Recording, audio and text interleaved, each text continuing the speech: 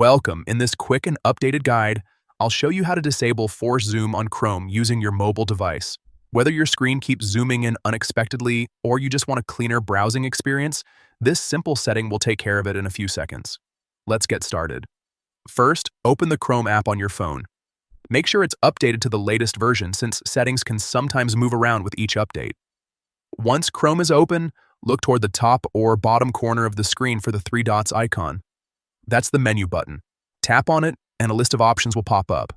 From that menu, scroll down and select Settings. This is where all of Chrome's customization options live, including accessibility features that affect how web pages appear and respond. Now, inside the Settings page, find the section labeled Accessibility. Tap it to open up a set of features designed to make browsing easier for every user. Inside Accessibility, you'll notice a feature called Force Enable Zoom. When turned on, it allows you to zoom in on any web page, even if the site itself doesn't normally allow it. This can be great for readability, but it sometimes causes unwanted zooming or layout issues.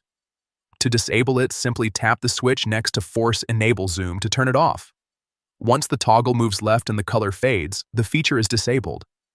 Chrome will now follow each website's standard zoom settings instead of forcing its own.